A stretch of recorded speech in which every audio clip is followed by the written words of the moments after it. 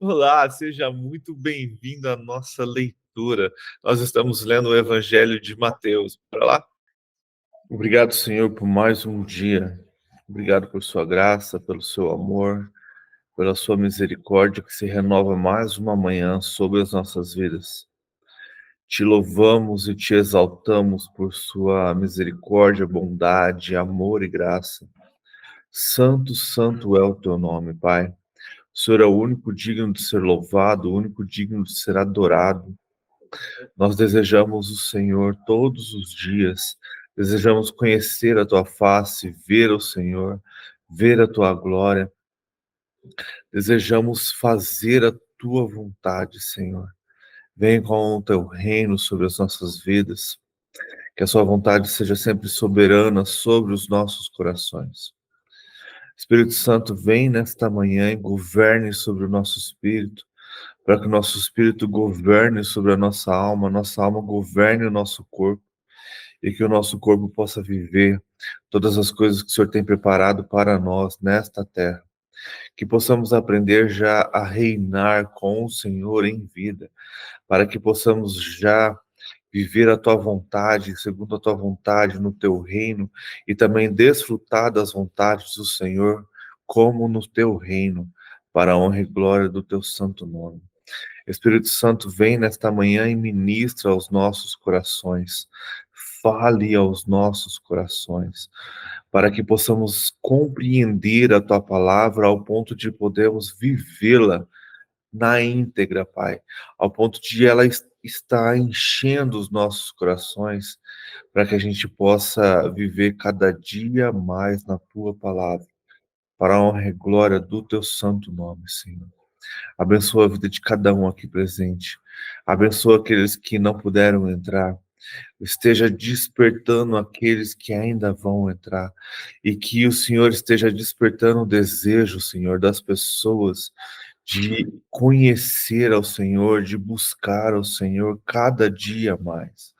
Não importa se é aqui ou em qualquer lugar, Senhor, mas que esta vontade, este amadurecimento, esse desejo, Senhor, de ler a tua palavra, de estudá-la, de compreendê-la e vivê-la, Senhor, seja grande, Senhor, nas pessoas. Que a tua igreja desperte, que a tua igreja aprenda a buscá-lo verdadeiramente, Senhor. Que o trigo comece a dar fruto, Pai. Que as pessoas comecem a entender que um dia sem a tua presença não vale nada. E que um dia em tua glória vale mais do que 1000 dias sem a tua presença, Pai. Que a gente possa realmente ser atraído pela tua graça, ser atraído pelo Senhor, para que possamos cada dia mais ter sede da tua presença, sede da tua graça. E que tudo isso, Senhor, seja para a glória do teu santo nome. Seja com a nossa nação, seja com o nosso país, que o Senhor esteja abençoando o teu povo, que o Senhor esteja abençoando a tua igreja, que o Senhor esteja despertando a tua igreja, que o Senhor esteja abençoando o governo e que a gente possa compreender qual é a tua vontade para este tempo e possamos nos levantar para fazer a tua vontade e estar inserido nos desejos do teu coração, Pai. Seja também com Jerusalém, que o Senhor venha estar trazendo paz para aquele local, que o Senhor venha estar também despertando aquele povo, que o Senhor venha estar fazendo com que eles reconheçam o Messias, Jesus como seu Messias, para a honra e glória do teu santo nome, para que o Senhor seja glorificado hoje e sempre. Desperte as nações, Pai. Desperte a tua igreja em todos os locais, para que um avivamento venha e seja global, ao ponto de atrair a tua presença e Jesus voltar. Para a honra e glória do teu santo nome, para que o Senhor seja louvado, para que o Senhor seja engrandecido hoje e sempre. Amém. Amém. Senhor Vanderlei. Bom dia a todos. Bom dia. Vou fazer um café ali. Já traz Escutando pra o gente. louvor. Oi? Traz o café pra gente também. Tá escutando louvor e deu tempo. Vamos lá, então. E não, e eu atrasei para entrar bastante, que minha internet não queria funcionar de jeito nenhum. Mas tá bom. Vamos lá, então. Mateus 15. Jesus é atraído pelo Jesus e a tradição dos anciãos. Então, ele na verdade ele está continuando, né? O que foi feito no 14. Toda vez que a gente começa um capítulo no então é porque ele está continuando a conversa lá. Então, o que aconteceu no 14, isso aqui é uma continuação do que estava acontecendo lá. Então, alguns fariseus e escribas vieram de Jerusalém até Jesus e perguntaram: por que os seus discípulos transgridem a tradição dos anciãos? Pois não lavam as mãos quando comem. Isso para eles era um ritual, tá? Jesus, porém, lhes respondeu: por que também vocês transgridem o mandamento de Deus por causa da tradição de vocês? Porque Deus disse: honre seu pai e a sua mãe. E quem maldisser o seu pai ou a sua mãe seja punido de morte. Vocês, porém, dizem que se alguém disser ao seu pai ou à sua mãe: a ajuda que você poderia receber de mim é oferta ao Senhor, esse não precisará mais honrar o seu pai, os seus pais. E assim, vocês invalidam a palavra de Deus por causa da tradição de vocês, hipócritas. Bem profetizou Isaías a respeito de vocês, dizendo: este povo me honra com lábios, mas o seu coração está longe de mim.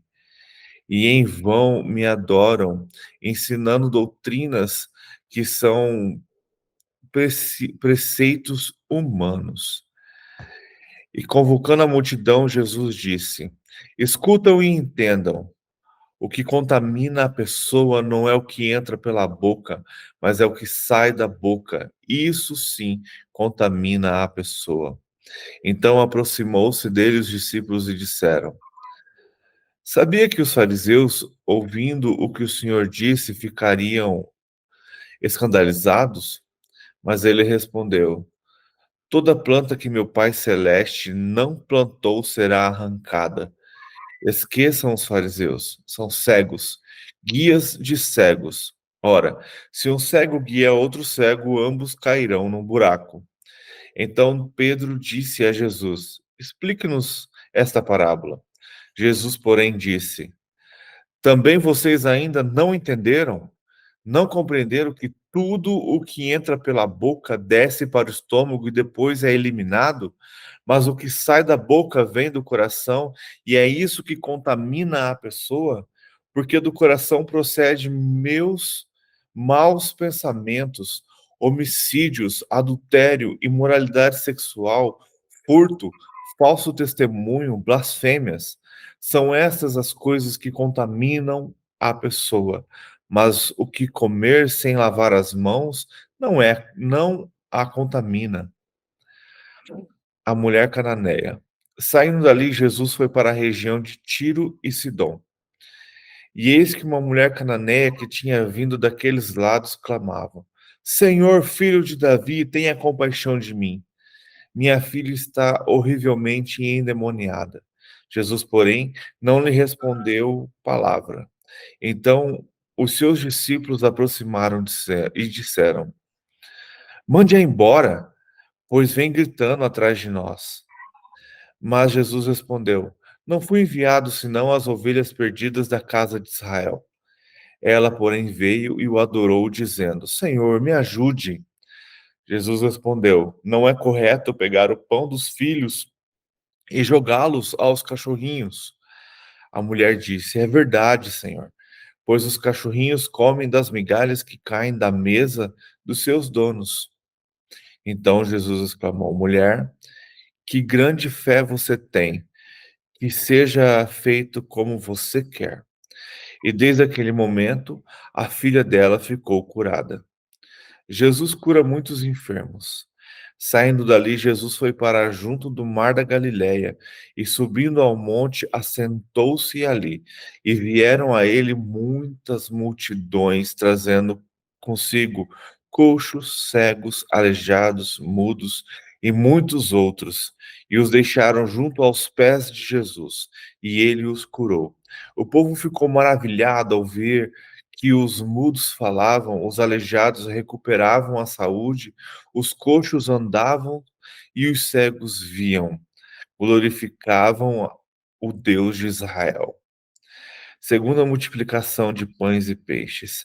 Então Jesus chamou os seus discípulos e disse: Tenha compaixão desta gente, porque já faz 3 dias que eles estão comigo e não têm o que comer.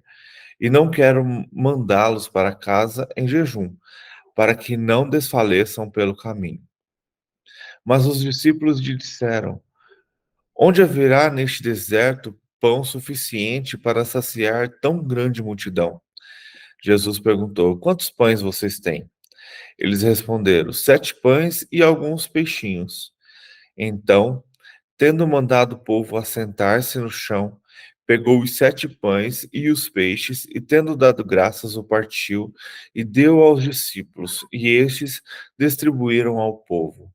Todos comeram e se fartaram, e dos pedaços que sobraram, recolheram 7 cestos cheios. Ora, os que comeram eram 4.000 homens, além de mulheres e crianças. E tendo despedido as multidões, Jesus entrou no barco e foi para o território de Magdala. É interessante, né, que para Jesus fugir da multidão, parece que ele tinha que entrar no barco e vazar, né? Porque se ele continuasse em terra, as pessoas continuavam seguindo ele. E eu não me engano, mas ainda tem uma outra passagem que as pessoas entram no barco e vai atrás dele também. Bem curioso. Mas voltando para o começo, é bem interessante que Jesus é questionado, né, pelos fariseus por causa de uma tradição que eles tinham, né, que era um ritual de purificação, né, que era necessário lavar as mãos. E aí, cara, Jesus dá um chega neles, né, porque o homem tem costume de mudar as leis, mudar o que Deus falou para benefício próprio. Então o que eles fizeram? Eles pegaram a parte de honrar seu pai e sua mãe e transformaram ela num jeito assim, tipo assim, o dinheiro que era para você honrar seu pai e sua mãe, se for para dar para o templo, não tem problema. Olha o absurdo que eles chegaram.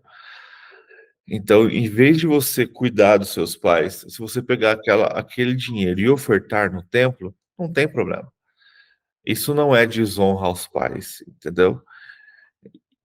E aí Jesus está criticando eles fortemente sobre isso, chamando eles de hipócritas, porque eles transformaram a lei, transformaram a palavra para benefício próprio, né? E aí ele usa, né, um versículo de Isaías, né, que fala que o povo me honra com os lábios, mas o coração está longe de mim. E quando a gente vê hoje essa igreja cheia de apostasia, cheia de pessoas dessa maneira, que honra o Senhor com os lábios, mas o coração mesmo, você vai trocar uma ideia com a pessoa, ela não, você percebe que pela conversa dela, o coração dela está cheio de outras coisas, menos da palavra, menos do próprio Senhor. E aí ele fala, né? E em vão me adoram ensinando doutrinas que são preceitos humanos. E hoje o que a gente mais vê é isso, doutrinas, preceitos humanos que levam as pessoas a tudo, menos ao Senhor.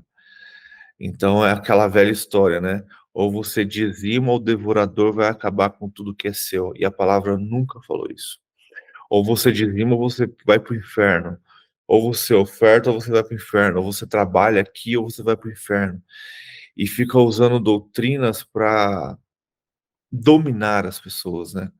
Para colocar as pessoas ali debaixo de suas asas e manter essas pessoas ali. E muitas vezes você vê que não quer que as pessoas cresçam, né, espiritualmente, não cresçam na leitura da palavra, porque você perde o domínio. Quando você faz isso, você perde todo o domínio. É muito interessante aquele filme, O Livro de Eli, quando aquele cara que governa aquela cidade, ele quer de todo jeito a Bíblia, porque ele conhecia a Bíblia e ele sabe o poder que ela tem de domínio das pessoas. Então ele queria usar, não para que as pessoas se convertessem, fossem transformadas, mas sim usar aquelas palavras para dominar as pessoas. E como a gente vê hoje alguns líderes, né, os falsos profetas, os falsos mestres, que eles usam da palavra para convencer as pessoas e dominá-las, e assim mantê-las dentro desse ciclo doutrinário, né? E como isso faz mal hoje para as pessoas, e como isso tem feito o quê?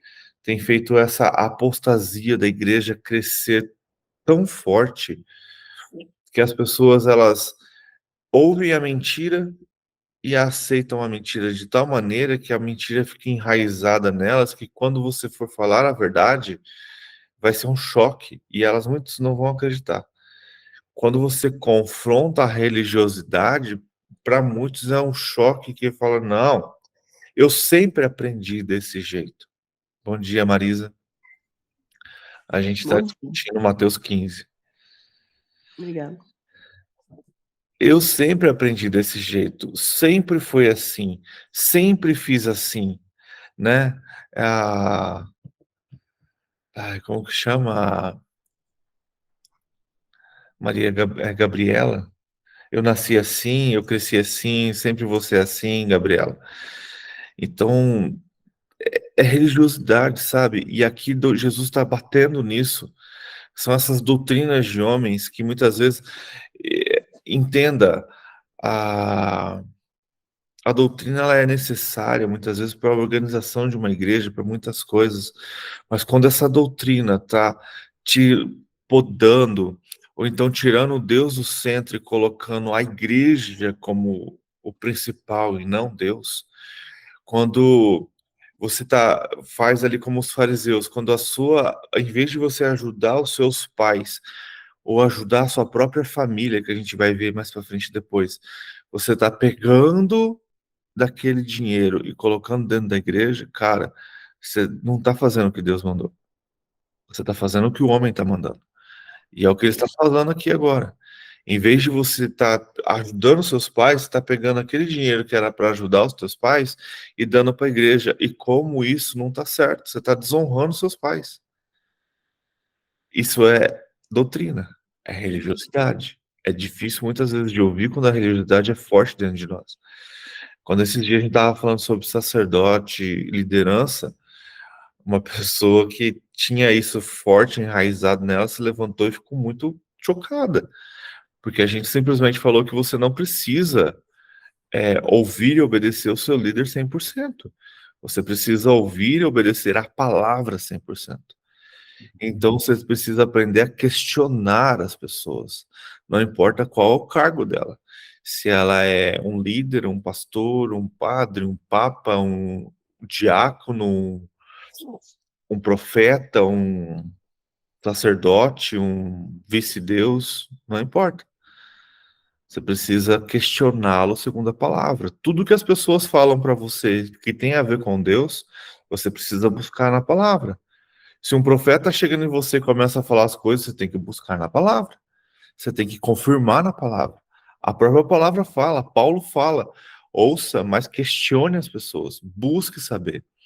E aí a gente vai continuar, né? Que ele continua falando que o problema não é o que entra, porque os fariseus estão ali reclamando de lavar a mão para comer. Ele fala que o problema não é o que entra pela boca, e sim é o que sai. A Neide tem falado isso bastante esses dias, que o problema não é o que entra, é o que sai. E o que sai de nossa boca é o quê? É o que está cheio do nosso coração. Então é muito fácil você descobrir quando uma pessoa ela está enraizada na palavra de Deus. Quando você começa a trocar uma ideia com ela, as coisas que você vai trocar ideia têm a ver com a palavra de Deus. Que aquilo alimenta, sabe? Dá prazer de trocar uma ideia.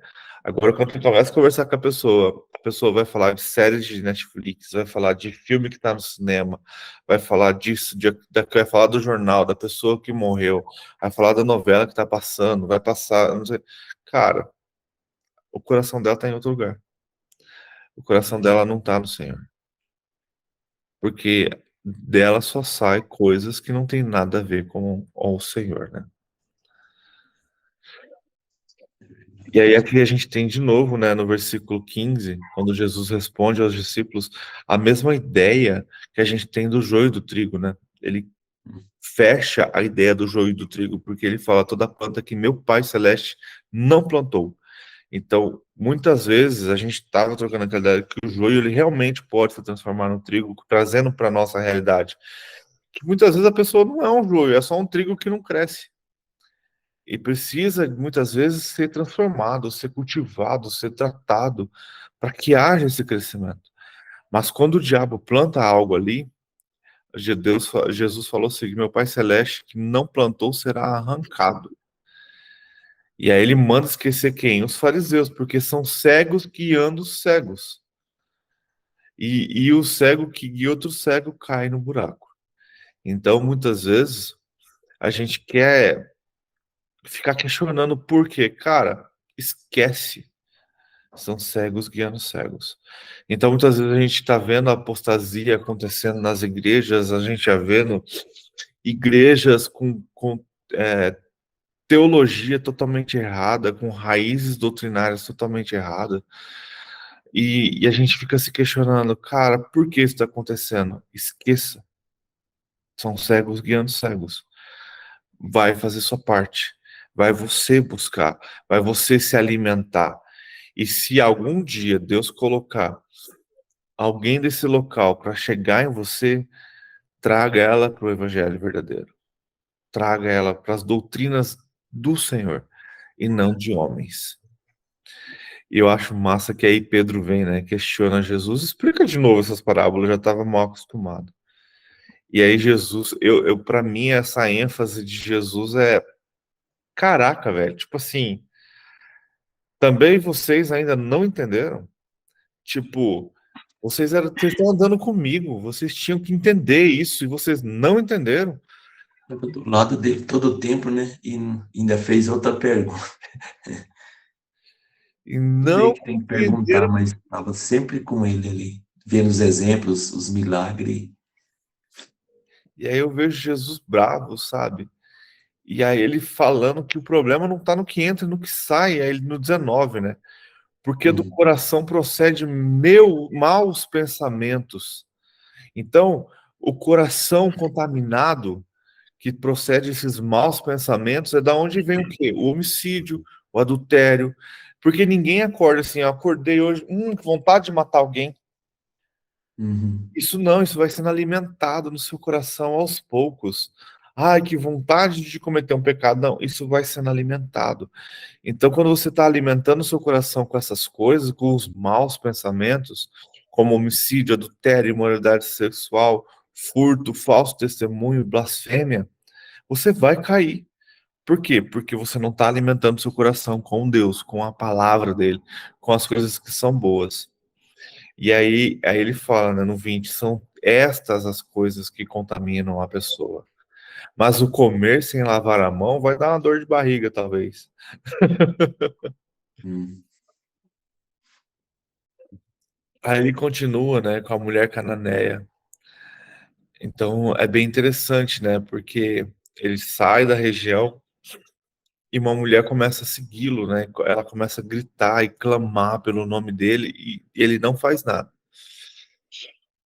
E aí até que os discípulos começam a ficar irritados com ela. E aí Jesus fala: "Não fui enviado às ovelhas, não fui enviado senão as ovelhas perdidas da casa de Israel." Então eu volto para aquela velha ideia, eu já tinha falado lá e falo aqui de novo, que Jesus neste momento veio para o povo de Israel. Ele veio para tratar o povo hebreu, o povo escolhido do Senhor. Por quê? Porque eu tenho essa visão, posso estar errado, mas eu vejo assim que Satanás ele tinha o governo dado pelo próprio homem, como príncipe das outras terras. Então ele tinha o governo do quê? De enganar as outras nações. E o único povo que realmente ainda tinha Deus enraizado era o povo hebreu, era o povo de Israel. E os outros povos, eles adoravam outros deuses, cultuavam outros deuses, sacrificavam crianças humanas para os outros deuses. Então Jesus fala, eu não vim para esse povo. Mas aí ela continua clamando por ajuda, né? E aí Jesus fala algo interessante que tem a ver com o que está lá em cima. Como que eu vou tirar o pão da comida? Como que eu vou tirar a comida da boca dos meus filhos e dar para cachorro? Por que essa agressão?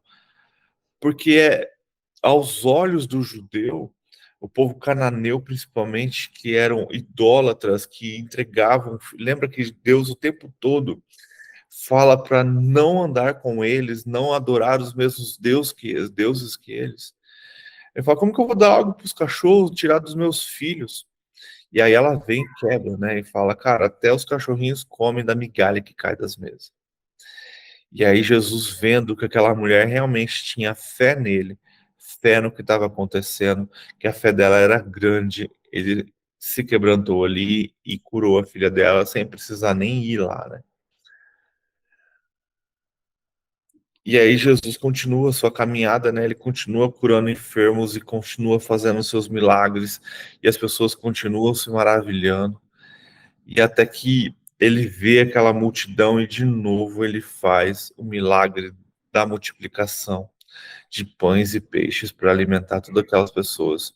O interessante é você pensar assim, os discípulos já tinham visto a primeira multiplicação, já tinham visto as coisas acontecerem e questionaram Jesus novamente. Consegue entender a dúvida que ainda havia dentro deles? Que eles vendo os milagres, eles vendo as coisas acontecendo, eles vendo essas coisas, eles ainda questionam. Como vamos dar comida para esse povo? Aí eles falam assim, onde haverá neste deserto pão suficiente para saciar a grande multidão? Tipo assim, diferente da primeira vez, dessa vez parece que, tipo, nós temos o dinheiro para comprar, mas não, onde que a gente vai comprar pão aqui? A gente tá no meio do deserto, não tem pão em lugar nenhum. Então, tipo, eles queriam resolver pelo poder deles. E aí Deus mostra de novo, né? Jesus, quantos pães vocês têm? E aí Jesus dá graças, né? E multiplica de novo os pães e alimenta 4.000 pessoas. 4.000 homens, né? Então, provavelmente ali de 8 a 10 mil pessoas. E depois ele de novo se despede da multidão e vai para outra região. E é sempre Jesus mostrando que o poder dele vinha sempre do céu, né? Que ele tinha todo o poder, toda a graça para fazer milagres e coisas incríveis, e mesmo assim o povo muitas vezes, como seus próprios discípulos, andando do lado dele, não entendiam a palavra que ele dizia e não compreendiam os milagres. Quantas vezes a gente está indo numa igreja, sendo religioso e não compreendeu ainda Jesus? E é bem interessante que aí Jesus, para frente, né? Jesus morre na cruz, ressuscita, e ele tem que sentar por 40 dias e explicar tudo de novo aos discípulos. Porque eles ainda não tinham entendido qual era a missão. E só depois disso que eles realmente entendem a missão. E aí entregam suas vidas verdadeiramente e até o fim de entregar mesmo suas vidas, para que o evangelho que eles aprenderam com Jesus fosse pregado.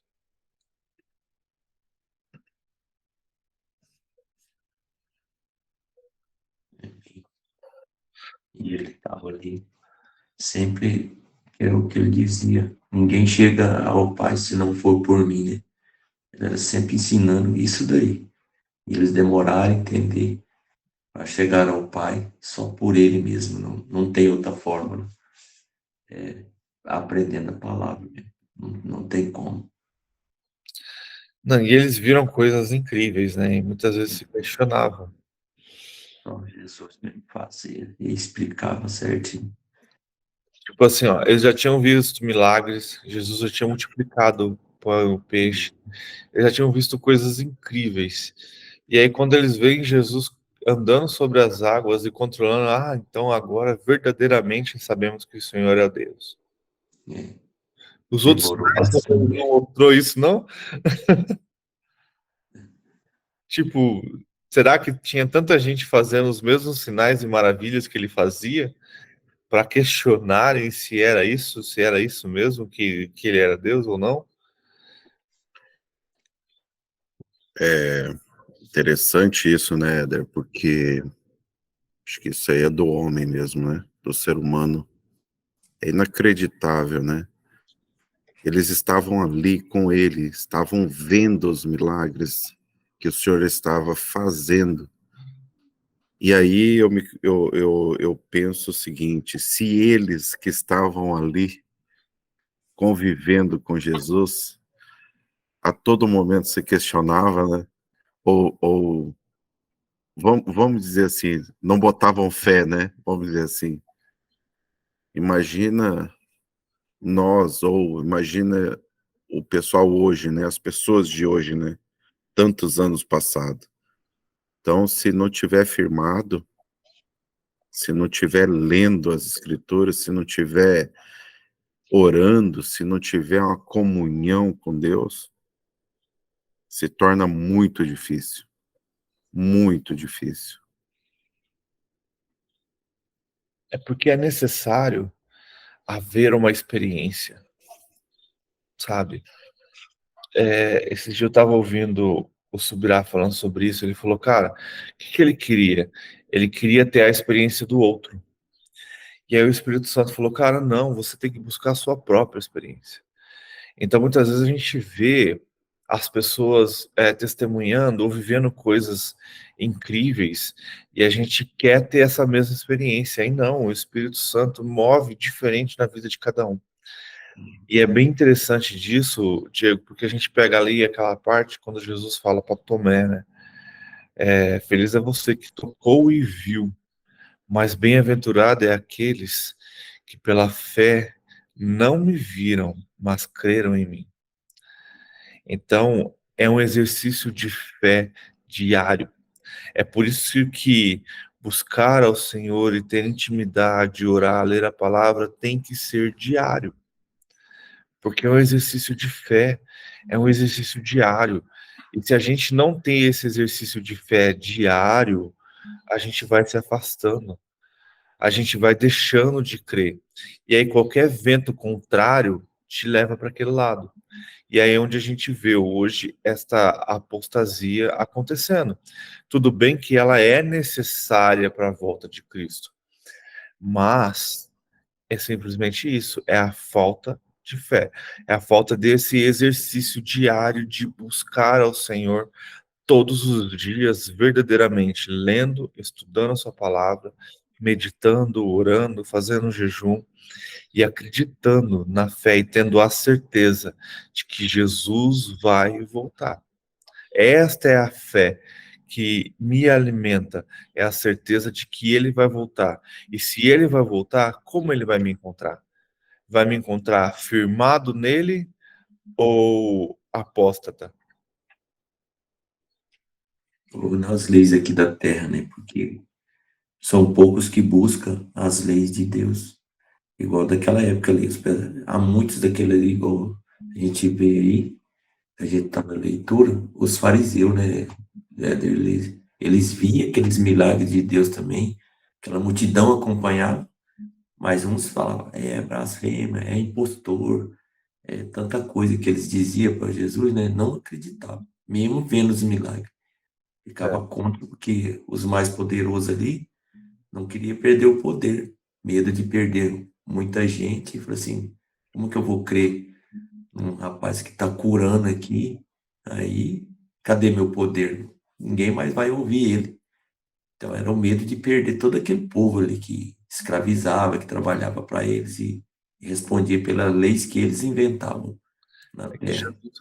Jesus batia de frente com eles. Batia de frente com ele, falando, não, mas tá todo mundo seguindo aquela multidão atrás dele, mas por quê? Porque eram os pobres, os doentes, que não tinha condição de nada. E Tava, Eu a vejo, cria tinha fé. E os outros grandão ali, os poderosos, não queria nem saber. Medo de perder toda aquela gente, aquela população. Os escravos deles, por exemplo. A população era escrava dos governantes, assim, do sacerdote, eu vejo também da que assim, contribuição. nesse versículo 3 eu achei interessante, porque o Senhor Jesus fala para eles assim, ó, ele porém respondendo, né, sobre o questionamento disse: por que transgredis vós também o mandamento de Deus pela vossa tradição? Então eu vejo aqui assim o seguinte, portanto aquelas pessoas ensinarem e repetirem de um para o outro, né? Criou-se ali uma tradição e ninguém questionou o porquê daquilo, né?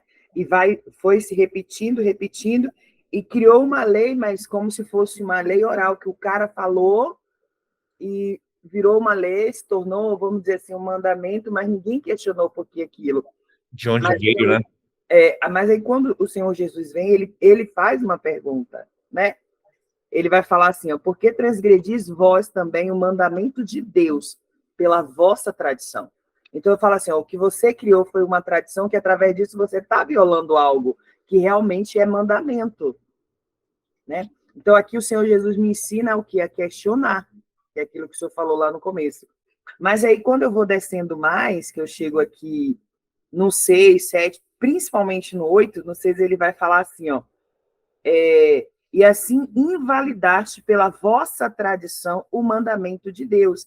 Então, hoje, a gente vê muito isso, por conta de uma doutrina ou algo do tipo, as pessoas não têm vivenciado nem experimentado realmente aquilo que Deus manda. Porque ela fica qual que é a palavra que tem certo? Ela fica doutrinada a usos e costumes religiosos, em vez de ir realmente na veracidade da palavra, porque o Senhor deixa bem claro aqui, ó. E assim invalidaste. Então, a palavra de Deus sobre a vida dela perde a validade, se torna algo não eficaz, por conta do quê? Da tradição de algo ensinado por homens. Então, ele ensina novamente aqui a gente questionar, né? Aí ele fala assim, ó, pela vossa tradição, o mandamento de Deus. Então, eu invalido quando eu começo a replicar tanto algo que é ensinado por uso e costumes, e não eu vou realmente na fonte, que é a palavra. E aí a parte que mais me chama a atenção é esse 7 e 8, que ele vai falar assim, ó, hipócritas. Bem profetizou Isaías a vosso respeito, dizendo, aí agora ele vai relatar, mas essa palavra hipócrita me chama muita atenção, por quê? Por conta dos usos e costumes, eu só adoro a Deus se a verdadeira adoração é para quem usa saia lá no joelho, ou algo do tipo. Não corta o cabelo, não raspa o sobaco, as axilas, melhor dizendo, né? Mas esses são os usos e costumes. Mas Deus fala que hipócrita, bem profetizou Isaías a vosso respeito, dizendo, este povo se aproxima de mim com a boca, e me honra com os seus lábios, superficialidade. Todo mundo está vendo, né? A minha adoração verdadeira, sincera, mas é só com o quê? Com a boca e com os lábios. Mas o seu coração, a fonte de tudo, está longe de mim. Aqui, esse versículo 8 me chamou muita atenção, porque aqui está a explicação de que porque muitas pessoas, aparentemente, não sendo santa aos olhos de muitos, entra em favor e a graça de Deus. Por conta do coração. O Senhor é quem esquadrinha, é quem conhece. Não é verdade? E as pessoas não. As pessoas costumam olhar e ver a aparência. E aí, por olhar e ver a aparência, acaba julgando, ou fulano é mais santo, é mais puro, porque se veste com mais pureza, porque não passa um batom vermelho, porque não usa uma maquiagem. Então, é uma pessoa mais santa, mais pura. Mas e a essência, que é o que o Senhor nos ensina aqui, o coração? E ele ainda vai falar assim, ó, mas em vão me adoram, ensinando doutrinas que são preceitos de homens. Então, esse versículo aqui foi para mim interessantíssimo nesse sentido, sabe? O Senhor é quem conhece o meu coração, o Senhor é quem me esquadrinha na intimidade. Então, independente do que o homem fale ao meu respeito ou o que o homem diga, eu tenho que ter a minha vida com Cristo, porque ele deixa bem claro que ele conhece o meu coração. E aí, mais uma vez, no 11, ele vai dizer, né, que a gente até já falou aqui, acho que essa semana também, o que contamina o homem não é o que entra na boca, mas o que sai da sua boca. Esse que contamina o homem. E engraçado que ele vai falar uma parte aqui, que é o 7. Ainda não compreendeis que tudo que entra pela boca desce para o ventre e é lançado fora no esgoto, ou seja, vai para o vaso. Ai, você não vai comer isso porque isso foi feito pela mão de quem não é crente. Exemplo. Mas Jesus está deixando bem claro, né? Isso aqui que vai te contaminar, não, filha, porque isso aqui você come, ainda que faça mal, você vai lançar para fora. Ele já tem o destino certo dele, que é o esgoto. Mas e o que está no seu depósito, que é o seu coração? Que é o que sai da sua boca? Né? E aí que ele vai falar, ó, mas o que sai da boca procede do coração. Isso contamina o homem. Agora, é interessante porque ele vai falar assim, ó, porque do coração procedem os maus pensamentos. Mas aí é que tá. Ele fala do coração procede os maus pensamentos. Mas para chegar até o coração, primeiro ele é arquitetado, projetado aonde? Na mente.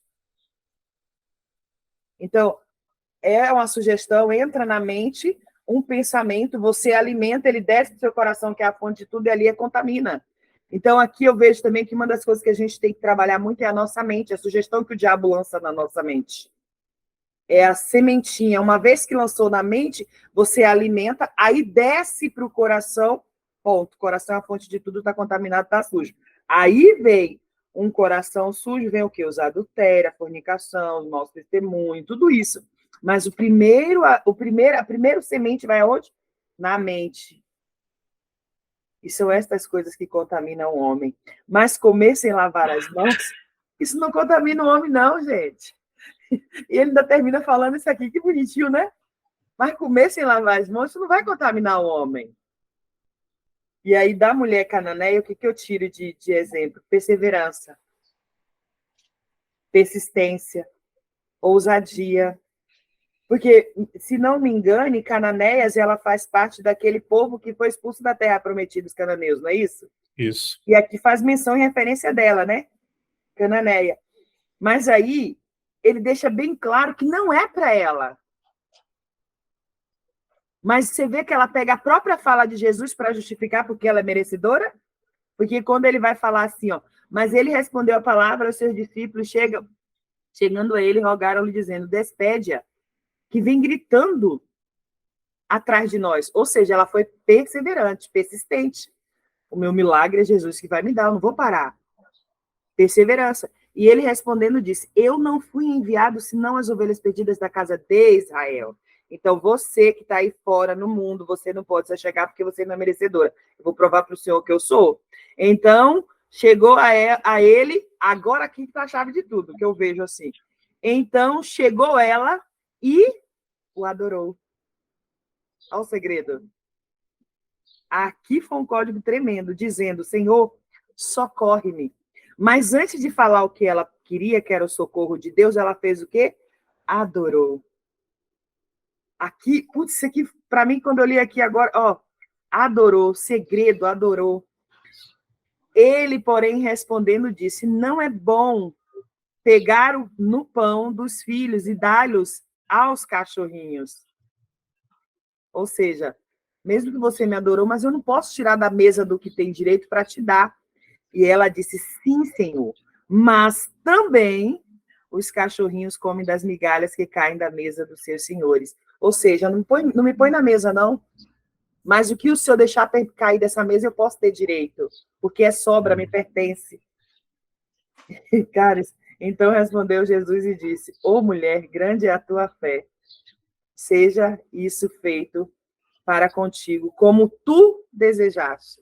Jesus falou que vai acontecer com você o que você desejar. Ela queria só a cura, mas Jesus viu nela o quê? Uma adoradora, uma perseverante, uma mulher ousada. Então, aqui eu aprendi muito com essa mulher cananeia, né? É isso aí, já falei demais. E muitas vezes a gente acha que não é pra gente, né? A gente tem essa ilusão de que não é pra gente. E Jesus ali, ele mostra, cara, realmente, naquele primeiro momento, ele não veio para os gentios. Bem-aventurado dela que buscou. É a fé dela, a adoração, a perseverança Ela dela só fez a confia, né? diferença. Isso eu É vejo bom. acontecer, isso eu vejo também acontecer quando ele cura o filho do centurião. Porque quem que faz a diferença é a fé daquelas pessoas. E é interessante que é a fé que às vezes o próprio povo judeu não tinha. Eles iam atrás de Jesus apenas pelos milagres. E Jesus deixa claro que grande é a tua fé, ou seja, uma fé verdadeira, uma fé pura, de crer que eu não preciso sentar à mesa, mas a migalha que cair da mesa já vai ser suficiente. Ou seja, eu não preciso estar enxertada aí no corpo dos crentes, vamos dizer assim. Mas se eu tiver minha intimidade com adorar a Deus no secreto, eu vou participar da mesa. Cara, cada virada de chave que a palavra de Deus nos ensina, assim, sabe? Sim. E eu vejo que tudo nos ensina a viver na dependência dele, na dependência de Deus, e não de títulos, de placa. Não deixo bem claro, gente, eu congrego, eu vou, mas assim, é a sua fé, é a sua fé, como é que eu posso dizer? A fé verdadeira, igual essa mulher colocou aqui, uma fé genuína, né? Sincera, mas em Deus. Não nos hipócritas, fariseus, religiosos. É isso aí. É isso aí. E quando você falou lá dos hipócritas, né? Eu lembrei do que está lá no Mateus 6,5, né? Quando fala que o hipócrita ele quer se aparecer, né? Ele fica na sinagoga batendo no peito. Então, muitas vezes eles querem viver de tanta religiosidade, de tanta doutrinação, e esquece de adorar verdadeiramente, né? Cria tantas coisas e a fé verdadeira passa. Eu vejo muito isso, assim, principalmente dentro do sistema religioso, aquelas pessoas que costumam falar assim, mas é porque eu faço, eu sou, o eu dela é tão aflorado que ela age como se tudo ali girasse em torno do fazer dela e não do ser. E hoje a gente vê muito isso. As pessoas achar que o fazer o torna melhor do que aquele que não o faz como ela faz na intensidade, vamos dizer assim. Eu me refiro a coisas no sistema, né?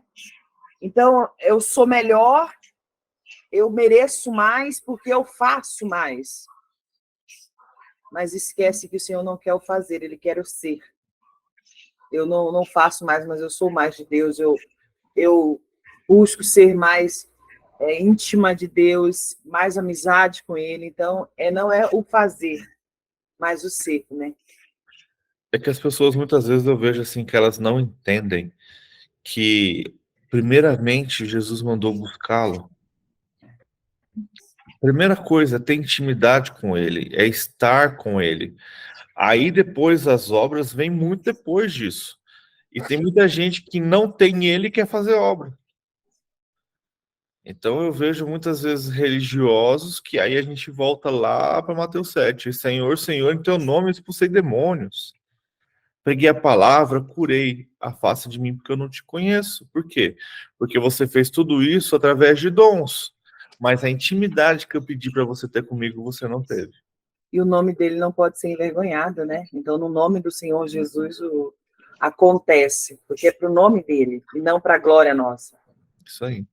Ontem eu fui convidada para jantar na casa de uma amiga minha, que a irmã dela está indo embora, e eu achei interessante porque eu estava lá, acho que era umas 9h da noite, eu recebi uma mensagem de uma amiga de profissão. E ela falou para mim assim, perguntando se o celular é o meu pessoal. Eu falei que era, e ela falou assim, sabe por quê? Eu preciso conversar com você, eu estou passando um problema, já tem quase 3 meses. E eu estou orando, eu estou tal, mas não acontece. Toda vez que eu oro, peço para Deus uma resposta, Deus traz você na minha mente, Neide. Ela mandou um texto para mim falando, né? Aí eu peguei e fiquei analisando assim aquela mensagem, eu falei, Senhor, mas por que o Senhor traz eu na mente dessa moça pelo que ela está passando? E aí eu fui conversando com ela, falei, tá, eu vou estar te ajudando em oração, eu vou ver o que o Espírito Santo me fala acerca disso. E quando eu cheguei em casa à noite, eu fui ler de novo a mensagem, eu entendi por que Deus trazia eu na mente dela. O que ela está passando lá atrás, eu vivenciei uma situação parecida.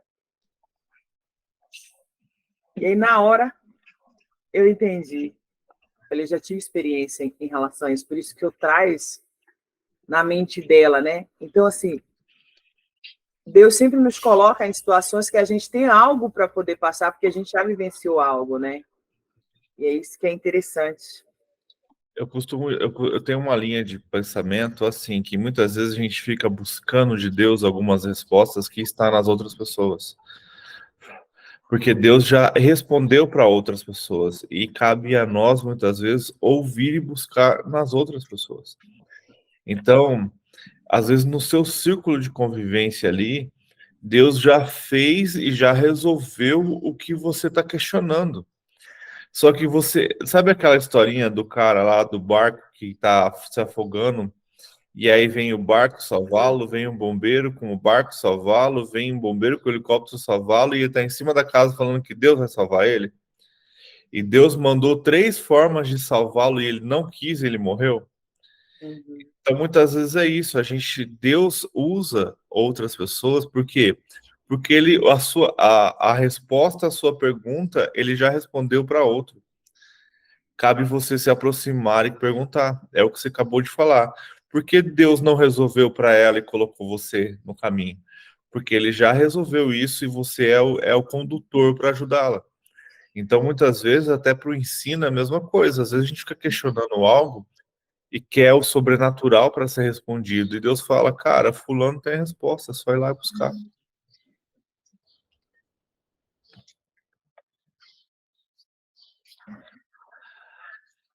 Vamos tentar ler o 16? Acho que dá para ler, não é tão grande. Posso ler? Sim? Um sinal do céu pedido pelos fariseus e saduceus. E chegando-se os fariseus e os saduceus para o tentarem, pediram-lhe que ele mostrasse algum sinal dos céus. Mas ele, respondendo, disse-lhes: quando é chegada a tarde, dizeis, haverá bom tempo, porque o céu está rubro. E pela manhã, hoje haverá tempestade, porque o céu está de um vermelho sombrio. Hipócritas, sabeis discernir a face do céu e não discernis os sinais dos tempos? Uma geração má, adúltera, pede um sinal, e nenhum sinal lhe será dado, senão o sinal do profeta Jonas. E deixando-os, retirou-se. O fermento dos fariseus e saduceus. E passando seus discípulos para outro lado, tinha se esquecido de trazer pão. E Jesus disse-lhes: adverti e acutelai-vos do fermento dos fariseus e dos saduceus. E eles arrazoavam entre si, dizendo: e por que não trouxemos pão? E Jesus, percebendo isso, disse: por que arrazoais entre vós, homens de pequena fé, sobre o não terdes trazido pão? Não compreendeis ainda, nem vos lembreis dos 5 pães para 5.000 homens, e de quantos cestos levastes? Nem dos 7 pães para 4.000, e de quantos cestos levastes? Como não compreendeste que não vos falei a respeito do pão, mas que vos guardasseis o fermento dos fariseus e dos saduceus? Então compreenderam que não dissera que se guardassem do fermento do pão, mas da doutrina dos fariseus. Confissão de Pedro. E chegando-se Jesus às partes Cesareia de Filipe, interrogou os seus discípulos, dizendo: quem dizem os homens ser o filho do homem? E eles disseram: uns João Batista, outros Elias e outros Jeremias, um dos profetas. Disse-lhes: e vós, que dizeis que eu sou? E Simão Pedro respondendo disse: tu és Cristo, o Filho de Deus vivo. E Jesus respondendo disse-lhe: Bem-aventurado és tu, Simão Bar-Jonas, porque tu não revelou a carne e o sangue, mas meu Pai que estás nos céus. E também eu te digo que tu és Pedro, também eu te digo que tu és Pedro, e sobre esta pedra edificarei a minha igreja, e as portas do inferno não prevalecerão contra ela. E eu te darei as chaves do reino dos céus, e tudo que ligares na terra será ligado nos céus, e tudo que desligares na terra será desligado nos céus. Então mandou os seus discípulos que a ninguém dissesse que ele era Jesus o Cristo. Jesus prediz a sua morte. Desde então começou Jesus a mostrar aos seus discípulos que convinha ir a Jerusalém e padecer muitas coisas dos anciões e dos principais sacerdotes e dos escribas, e ser morto e ressuscitado ao terceiro dia. E Pedro, tomando-o de parte, começou a repreendê-lo, dizendo: Senhor, tem compaixão de ti, de modo nenhum te aconteça isso. Ele, porém, voltando-se, disse a Pedro: Para trás de mim, Satanás, que me serves de escândalo, porque não compreendes as coisas que são de Deus, mas só as que são de homens. Então disse Jesus aos seus discípulos: Se alguém quiser vir após mim, renuncie a si mesmo, tome a si a sua cruz e siga-me. Porque aquele que quiser salvar a sua vida, perdê-la-á. E quem perder a sua vida por amor de mim, achá-la-á. Pois que proveito ao homem ganhar o mundo inteiro se perder a sua alma? Ou que dará o homem em recompensa da sua alma? Porque o Filho do Homem virá na glória de seu Pai, com os seus anjos, e então dará a cada um segundo as suas obras. Em verdade vos digo que alguns há dos que aqui estão, que não provarão a morte, até que veja vir o Filho do Homem no seu reino.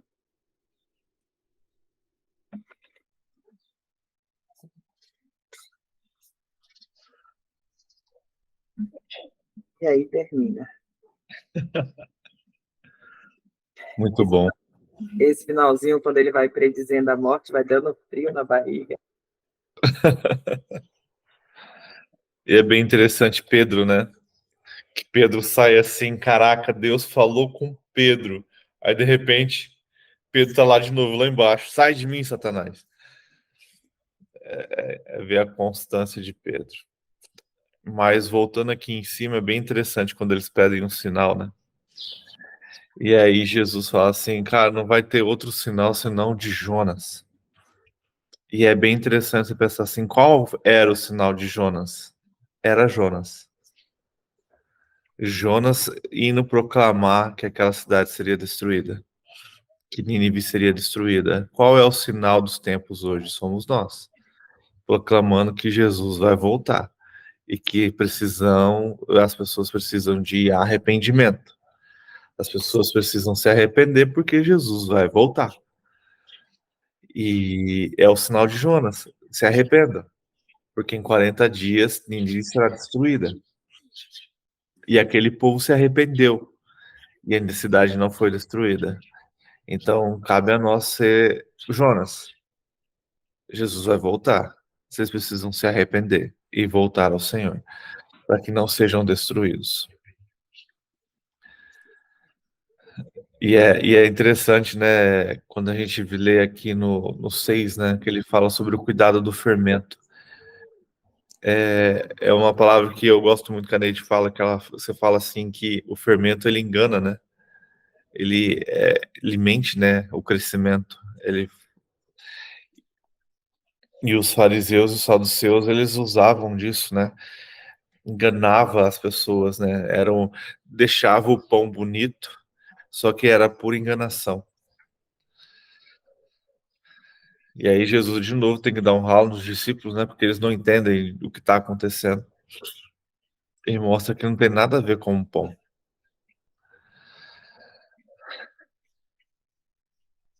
E aí a gente volta de novo para a confissão de Pedro, né? E é bem interessante aqui, porque há uma confusão muitas vezes com o original, porque no 18 tá assim, né? Eu digo que você é Pedro, e sobre esta pedra edificarei a minha igreja. Ele não tá, quando ele fala tu és Pedro e sobre esta pedra, ele não tá apontando para Pedro, porque o verbo ele tá apontando para outro lugar. Tipo assim, tu és Pedro e sobre esta pedra edificarei a minha igreja. Entende Jesus falando? Esse é o verbo. E às vezes a gente confunde, há muita confusão sobre isso, quando fala assim, tu és Pedro, porque se fosse assim, ele ia falar assim, tu és Pedro e sobre você edificarei a minha igreja. Então ele fala, tu és Pedro e sobre esta pedra edificarei a minha igreja. E as portas do inferno não prevalecerão contra quem? Contra esta pedra. Então Jesus está falando dele. E aí ele fala: lhes darei a chave do reino dos céus. E o que ligado na terra será ligado no céu. Então o que a gente faz aqui na terra será ligado no céu. E o que é ligado no céu será ligado na terra. Então precisamos buscar o céu para nos ligar com o céu, para que as coisas do céu aconteçam aqui na terra através da nossa vida.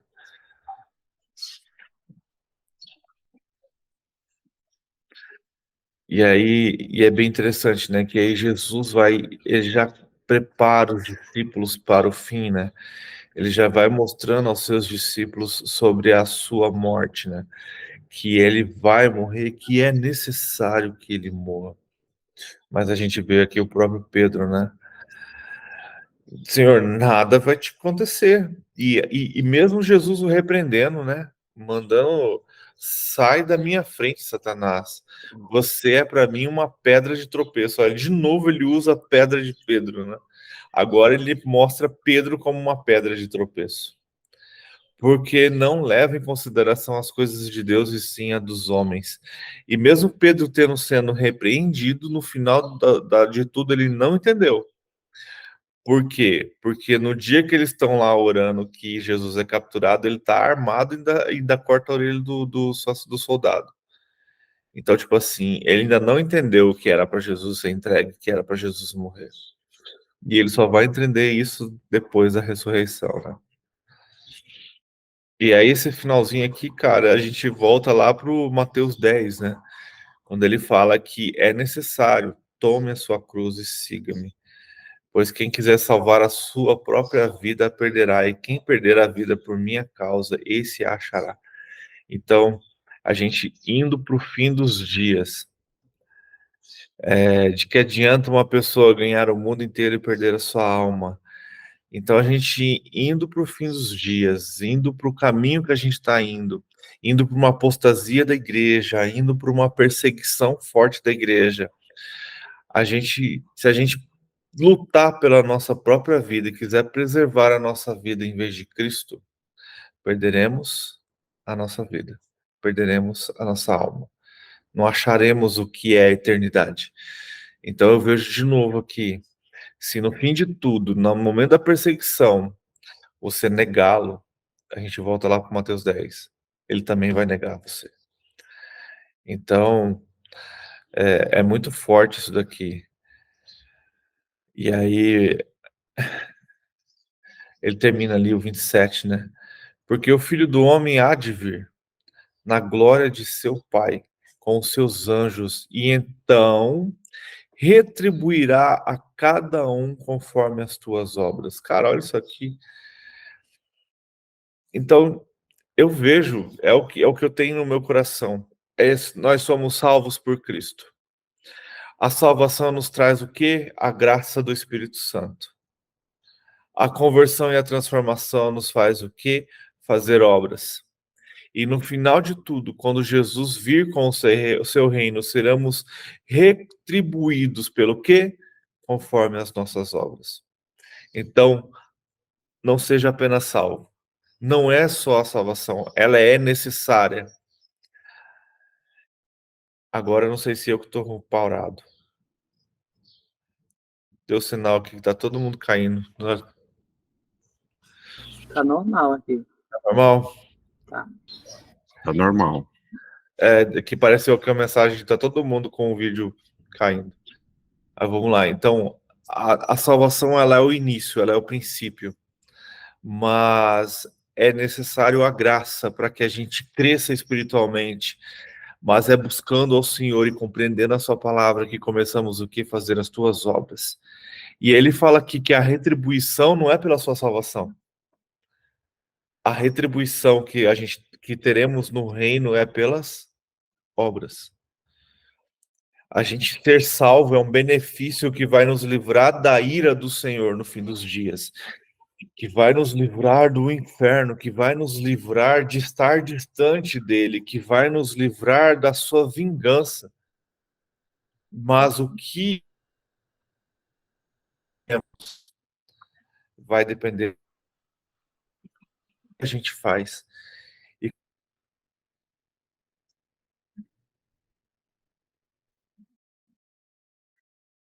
Agora travou. velho já. Agora Mas tá cortando. como isso foi arrancado de dentro da igreja, que você não precisa fazer obras, que a salvação não tem a ver com as obras. Realmente, a salvação não tem a ver com as obras, mas o reino de Deus tem a ver com obras. Quem você será no reino de Deus tem a ver com as obras. Aí as pessoas falam assim, não importa quem eu vou ser lá, o importante é que eu vou estar diante de Jesus, que eu vou estar diante de Deus. Cara, que massa! Mas você pode muito mais. Você pode não simplesmente... É que as pessoas... Uma vez eu falei isso pro cara, ele quase me bateu. Mas eu falei assim, que no reino de Deus a gente vai trabalhar. A gente vai ter funções, a gente vai ter cargos, a gente vai ter coisas para fazer. Porque imagina uma eternidade sem fazer nada. Não é esse o propósito de Deus, nunca foi. Só que o problema é que com o pecado, o trabalho se tornou um castigo.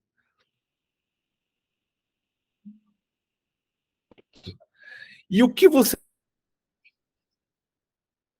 vai ser o cara que limpa o chão ou você vai ser o cara que visita as galáxias? Consegue entender a diferença? Então depende de tudo que você faz aqui, as suas escolhas aqui. Deus nos deu essa oportunidade de levar o reino e a gente fica aí com coisinhas e não faz nada e acha que tá bom ser salvo. Beleza. Trazendo para o nosso linguajar, você vai ser um camponês no campo cuidando da sua plantação. Enquanto aqueles que são generais hoje, que vivem hoje o reino, que levam a obra, um Paulo na vida, um Billy Graham na vida, esses caras serão grandes, serão senhores e reis do reino do Senhor dos Senhores. Tá. Sabe o que é interessante também aqui, nesse comecinho, quando fala assim, né? E chegando-se os fariseus e saduceus para o tentarem, pediram-lhe que ele mostrasse algum sinal dos céus, né? Mas aí o que Jesus faz? Jesus pega o questionamento deles, né? E traz com um exemplo, né? Que ele responde, diz-lhes: quando é chegada a tarde, não dizeis, haverás bom tempo, porque o céu está rubro. Então, tipo assim, eles queriam naquele momento, tipo, envergonhar, vamos dizer assim, o Senhor Jesus. Mas o Senhor Jesus questionou eles, né? E pela manhã hoje haverá tempestade? Aí ele vai dizendo, ele sabe identificar isso, se o céu, se vai chover, se não vai chover, tal, tal. Porque o céu está de vermelho, sombrio. Aí ele fala o quê? De novo, hipócritas. Saber discernir a face dos céus e não discernir os sinais dos tempos? Ou seja, olha o que você já ouviu falar sobre o que tem acontecido. Vamos dizer assim, né? E agora você me pede um sinal? Aí ele vai falar, uma geração má e adúltera pede um sinal, e nenhum sinal lhe será dado, que aí fala o que o senhor já falou, né? Sobre a questão do profeta lá, Jonas, né? E retirou-se. Mas aí, quando chega aqui no 5, há o questionamento porque os discípulos esqueceram o pão, né? E aí ele vai falar no 6. E disse-lhe Jesus, advertir, acutelai-vos do fermento dos fariseus e saduceus. olha o questionamento que eles acabaram de me fazer, olha o que eles ensinam, somente com a boca, né? E com os lábios. Então, cuidado com esse fermento, cuidado com esse engano, cuidado com essas mentirosas doutrinas, cuidado com essas doutrinas enganosas. Mas aí eles questionaram entre si. Por que não trouxemos pão? Jesus estava ensinando algo para eles do que estava acontecendo, mas eles estavam preocupados porque não levaram o pão para a carne. E Jesus estava ensinando algo espiritual. Aí, e Jesus percebeu, por que razoar entre vós, homens de pequena fé, sobre não ter trazido pão? Eu estou aqui tentando mostrar para vocês não se deixarem levar pelo fermento dos fariseus, que traz engano, um ensinamento errado. E vocês estão preocupados que vai alimentar a tua carne? Eu não já fiz um milagre, que é onde só tinha poucas quantidades, eu prosperei ao ponto de sobrar? Então, entenda o que eu quero te ensinar neste momento. Eu não estou falando do alimento da carne, mas eu estou falando do alimento errado, do espírito que eles ensinam.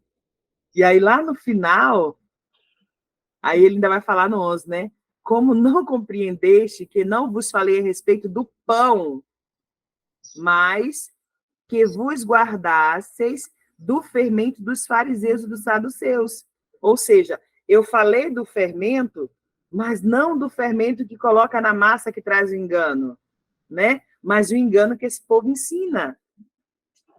O engano que esse povo quer ensinar. Mas vocês estão tão preocupados com a barriga? Ó, faz o L. Que esquece. Né? Então, olha só, então compreenderam que não dissera que se guardassem do fermento do pão, mas da doutrina dos fariseus. A preocupação estava em comer, alimentar a carne, Jesus tentando ensinar para eles sobre o espírito. Olha que interessante isso aqui. Engraçado no 17 que ele vai falar, e Jesus moderno disse, bem-aventurado és tu, Simão Bar-Jonas, que tu não revelou a carne e o sangue, mas meu Pai que estás nos céus. Ou seja, naquele momento o Espírito Santo revelou para aquele cara, né? E aquele ali era o filho. Cara, muito bom. Agora, quando eu leio aqui já no 21 em diante, eu vou lendo e meu coração vai apertando. Você sabe por quê? Eu penso também assim, tudo bem.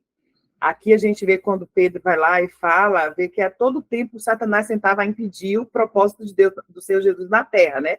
Sim. Que era a crucificação. Mas você pensa, você está do lado de uma pessoa que tem sido útil ali para você, que está te ensinando, você está aprendendo, de repente a pessoa fala que vai morrer. Você não quer que ela morra, né? Exatamente, já vem uma tristeza. Eu só de ler, minha mente já viaja, já fico imaginando, acompanhando todo o tempo, sabendo, não, olha só, eu vou, mesmo sabendo que fazia parte, mas espera aí, eu vou ficar sem vê-lo agora, vou ficar sem estar perto dele, você é um filho sem pai, vamos dizer assim, né? Então vem uma tristeza, eu fico imaginando assim os discípulos, imagine depois que o Senhor Jesus, mesmo passando tudo, orientando tudo, como que eles não se sentiram? É a parte do homem, né? É difícil de aceitar. E tipo assim, como assim você vai morrer? Você não é o rei prometido? Por que vai morrer? Eu não acabei de falar que você é o Cristo, é o rei prometido, aquele que veio para nos salvar, nos tirar disso, agora tem que morrer? Fala sério. Engraçado. A gente vê eles questionando a mesma coisa lá em Mateus 24, né? Como assim? O que o senhor quer dizer com isso? Quando que será o seu reino? Já que não vai ser nesse exato momento que você entrou aqui triunfante em Jerusalém e não vai reinar. Quando que será a sua volta? Mas Jesus nem tinha ido. Então é bem interessante. Realmente, eles não viam, né, que a morte de Cristo era realmente necessária, né? Porque faltava também aquela compreensão, né, de que para a purificação de todo pecado era necessário o sangue do Cordeiro. Engraçado que no 22, quando vai falar, e Pedro, tomando-o à parte, começou a repreendê-lo, dizendo, Senhor, tem compaixão de ti, de modo nenhum te acontecerá isso, ou seja, eu vou agir um pouquinho aqui de sentimento para poder impedir você de cumprir o teu propósito. Aí no 23, ele, porém, voltando-se, disse a Pedro, para trás de mim, Satanás, que me serve de escândalo, por que não compreendeis as coisas que são de Deus, mas só as que são do homem? Interessante isso aqui que ele fala assim, ó. Ele, porém, voltando-se, disse a Pedro, para trás de mim. Porque eu sei quem abriu a boca e agora quem falou foi Satanás, para tentar impedir de eu cumprir o quê? O propósito. Então, trazendo para os dias de hoje, sempre vai haver alguém que vai tentar impedir a gente cumprir o propósito que Deus colocou no nosso coração. Mas a gente saber identificar, né?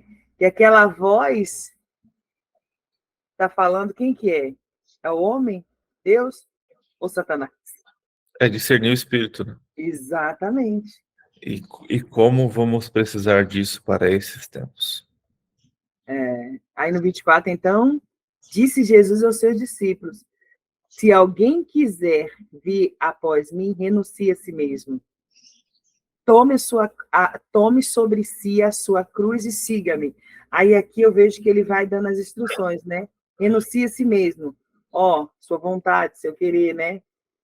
Meu querer é ficar 5 horas da manhã na cama, 4 horas da manhã, não levantar para orar. Mas aí eu lembro, eu renuncio a mim mesmo. Aí eu tenho que levantar. Mesmo minha carne querendo ficar dormindo. E hoje o 4h59, o cara não queria acabar, não. Era 5h10, ainda tava lá ainda. Eu falei, ó, tem que entrar lá no outro grupo, ué. Né? Então, renuncie a si mesmo, né? Tome a sua cruz. Aí, agora aqui é uma chave, ô, seu Éder, que eu penso, né? Tome sobre si a sua cruz e siga-me. Ah, essa enfermidade é a cruz que eu tenho que carregar. Essa doença, essa miséria. A pessoa acha que isso aqui que é cruz. Não é. Cruz é vida, ué. Né? É o estilo de vida. Exatamente. Ah, eu vou passar por algumas lutas, perseguições, eu vou, mas é porque eu tenho um estilo de vida diferente. Minha vida é Cristo, né?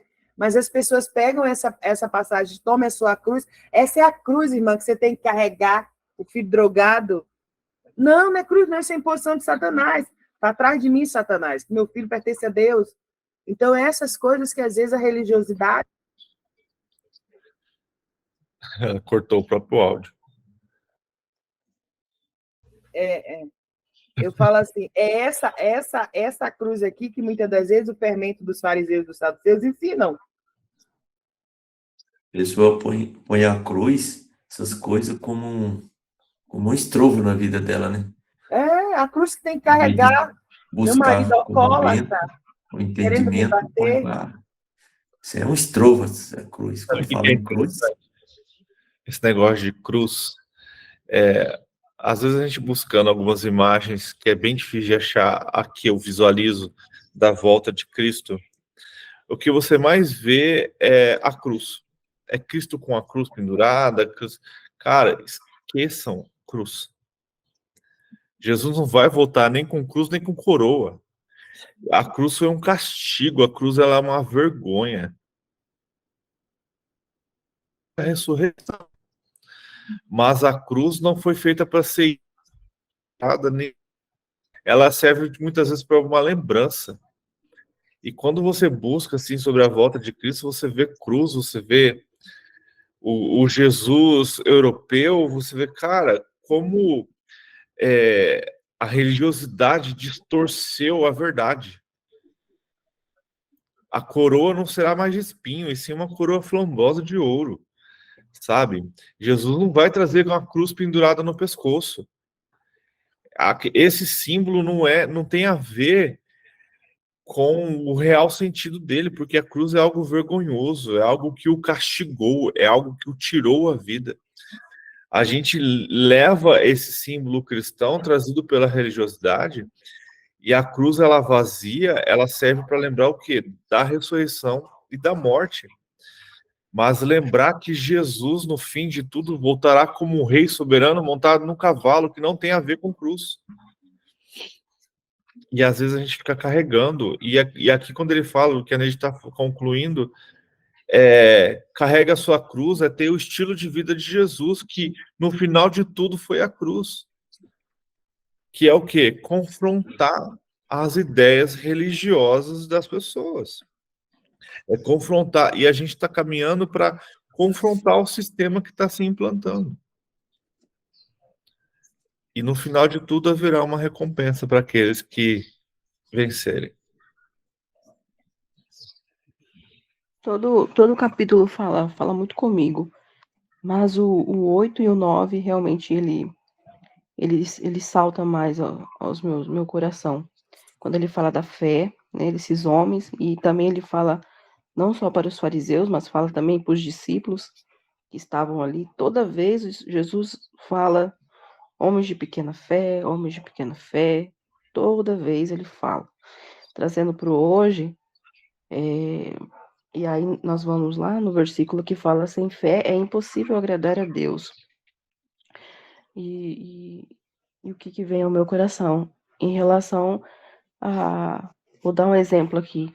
Quando oramos por alguém. Quando oramos por alguém, não cremos no que nós... Às vezes a gente ora só pela boca, só falando, né? Porque vamos... Ora por fulano, gostaria muito que você viesse em casa orar, tal. E aí a gente ora e não acontece nada. É lógico que não é só isso, né? Mas, assim, a fé, ela é ela é muito importante, porque agrada ao Senhor, primeiramente, e segundo, porque os milagres não acontecem se você não tiver fé. Simples assim. E a parte do 9, que fala de que eles esqueceram, né? Jesus tinha feito um grande milagre e eles já tinham se esquecido, né? Então, trazendo para o hoje, muitas das vezes a gente se esquece muito rápido do que Jesus faz. A gente pede, ele faz, e a gente já esquece. O que aconteceu ontem, a gente já esquece. Então, o que me traz muito o que me lembra muito é essa parte também sobre os 10 leprosos. Jesus curou os 10, mas quem que voltou? Somente um, né? Então, porque eles esquecem muito rápido, eles são ingratos, né? Muitas vezes somos ingratos, né? Então, porque faz parte da natureza adâmica. Então, temos que realmente todos os dias buscar a palavra, ler a palavra, renovar nossa mente. É necessário que isso aconteça para que a gente consiga ter intimidade com o Senhor, primeiramente, buscar na palavra todo momento, ruminar a palavra todo dia, né, durante o dia. Então, quando o Pedro também... Ontem eu estava ouvindo Laonice Minhones, e ela estava falando sobre o temperamento de Pedro. Então, Pedro era muito temperamental, ele tinha essa explosão, né? E aí eu falei, oh, meu Deus do céu, acho que tá falando comigo. E aí eu achei tão interessante quando ela falou assim, e essas pessoas Deus vai usar grandemente para o reino, né? Por causa desse temperamento mesmo, porque como que o Pablo fala? Ele vai, quando muda a frase, ele... eu sempre estou falando, esqueci. Então, ele ressignifica, né? Então, ele faz algo diferente com isso, né? Então eu estou no caminho, né? Então, o que me chama muita atenção é o versículo 8 e o versículo 9. Vamos encerrar, então? Ney, você pode encerrar para a gente? Posso sim. Amém. Senhor Deus, amado, soberano e poderoso Pai, te rendemos graças, Senhor, nesta manhã, porque o Senhor é bom. Sim. Senhor, te agradecemos por este momento, Pai, na tua presença, por esse momento de transbordo e de ensinamento. Que o Senhor nos coloca, Deus, cada vez mais em lugares aos quais o Senhor nos direciona. Pai, que venhamos aprender a viver verdadeiramente aquilo que todas as manhãs o Senhor tem ministrado em nossos corações. Que não venhamos nos levar, Senhor, pelo fermento dos fariseus, como ouvimos agora em tua palavra, mas que o Senhor conceda a cada um de nós espírito de discernimento, assim bem como de conhecimento, sabedoria, Senhor, para que possamos viver os dias maus com a certeza certeza de que o Senhor está diante de nós. Meu Deus, guarda a nossa casa, guarda a nossa família, Jesus. Guarda todos aqueles, ó Pai, que estão à nossa volta e que ainda, Deus, não se dispuseram a buscar pelo Senhor. Não permita, Senhor, que o diabo venha tocar-lhes nas almas, mas, Deus, cria situações para que esse povo tenha o desejo ardente de buscar cada dia mais por Ti, Senhor. Meu Deus, eu peço em especial pela Sueli, Jesus, que me pediu oração no dia de ontem e relatou algumas situações que está passando. Visita ela, Espírito Santo, fortalece nas necessidades, mas faz ela entender que há uma fé, e a fé tem que ser exercitada constantemente. Guarda ela, Senhor, guarda a casa, guarda a família. Assim bem como eu oro pelos aqueles que hoje não entraram, Jesus. O Senhor sabe a luta diária de cada um, mas que eles possam compreender e entender que prioridade sempre tem que ser o Senhor. Agradeço por essa manhã, agradeço por esse dia, pela vida de cada um aqui. Agradeço também pela vida da Marilza, Senhor. O Senhor sabe o que o Senhor tem para ela, e sempre que o Senhor tem é melhor e maior do que o que possamos pensar ou imaginar. Então, revela-se ao coração dela fortemente. Deus, direciona os passos, conduz os caminhos que ela tem que passar, mas que o Senhor, Espírito Santo, seja a prioridade. Porque o Senhor sendo prioridade, meu Pai, não tem como dar errado. Senhor, eu te agradeço pelo dia de hoje, eu te agradeço pelo transbordo dessa manhã, que o Senhor venha estar no controle da nossa agenda hoje, Espírito Santo. Que o Senhor direcione tudo que vamos fazer, pensar, que venha ser da permissão do Senhor. Que não caia uma folha seca hoje no nosso caminho que não seja do teu consentimento. É isso, ó Deus, que eu te peço essa manhã, e pela misericórdia que o Senhor nos concede, eu te agradeço. Que venhamos ter a perseverança dessa mulher cananeia, de todos os dias estarmos aqui, reunidos, crescendo no Senhor, para que possamos existir no dia mau. É isso que eu te peço, e em nome de Jesus eu agradeço, e que assim seja. Amém. Depois dessa leitura, depois dessa oração, como Deus tem ministrado aos nossos corações e como temos que aprender a ser perseverante na leitura da palavra do Senhor, ser perseverante em adorá-lo e em buscá-lo. Se você gostou, curte, compartilha, comente, tire sua dúvida, mas que Deus possa estar sempre ministrando ao seu coração. E meu convite, esteja com a gente ao vivo, comentando, colocando a sua posição, colocando os seus comentários para que a gente possa crescer juntos. E que Deus possa te abençoar e que você possa cada vez mais ter sede da palavra do Senhor.